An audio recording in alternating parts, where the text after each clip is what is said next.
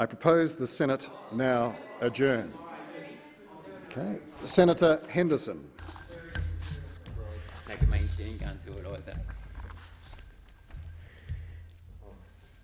You have the call, Senator. Thank you very much, Mr Acting Deputy President. I rise to raise serious concerns about a secret funding agreement between the current member for Corangamite, Libby Coker, and the construction division of the CFMMEU headed by John Setka. This is a dirty, rotten deal shrouded in secrecy, in threats and in factional war games, and it involves the most militant, law-breaking union in the country. According to a report in the Age newspaper last July, Ms Coker owes the CFMMEU hundreds of thousands of dollars. This was the amount pumped into her election campaign by union bosses at the last federal election. The union also provided dozens of campaign volunteers. John Setka is now demanding this money be repaid. So Libby Coker was more than happy to sell her soul to the country's most militant union, which has been fined over $19.3 million and counting for breaking the law on average more than twice a week for the last 16 years or so.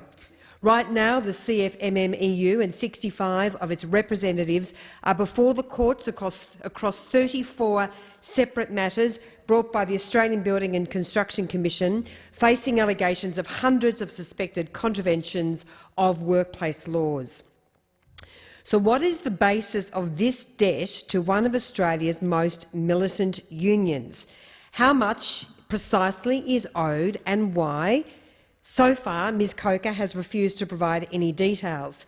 We know that she, along with a member for Cooper, Jed Carney, defected from the industrial left faction of the Victorian Labor Party to the socialist left faction.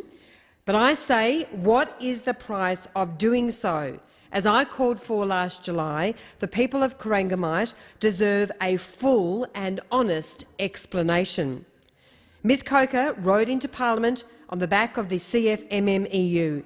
The people of Corangamite deserve to know what has gone on. We've seen the court find the CFMMEU engaged in a form of extortion by inventing false safety claims against a New South Wales crane company in a bid to intimidate them into doing the union's bidding. We've seen them fined by the court for placing workers in danger in Tasmania, harassing and intimidating female public servants and police in New South Wales, pressuring workers at a project in Queensland into joining the union and using their entire paychecks to pay for union fees. We have seen the CFMMEU fined by the court for kicking non-union apprentices off work sites and repeated unlawful entries, blockades and threats on Melbourne construction sites, and for unlawful stoppages across multiple work sites across Brisbane. I say shame. And Bob Hawke had the courage to call them out. In 2015, he said, in reference to the union, "It is just appalling. I mean, I wouldn't tolerate it. You know what I did with the Builders Labourers Federation? I would throw them out." All of these issues have been exposed by the same tough cop on the beat, the ABCC, and yet this is the very same regulator that Mr Albanese and the Labor Party have now pledged to scrap. They've pledged to reduce oversight of the militant CFMMEU. When you factor in the ABCC has not only taken action to crack down on the CFMMEU, it's also recovered millions of dollars in wages and entitlements for thousands of employees in the building and construction sector.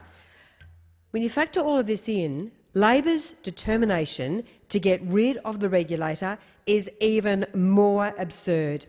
It points to one thing: John Setka and the CFMMEU's influence over the Labor Party is alive and well, with the CFMMEU donating more than $7 million to the Labor Party since 2013, money the Labor Party is very happy to accept. It is no wonder.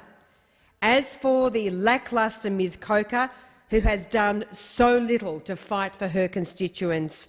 The people of Corangamite deserve to know the price she paid to get herself elected.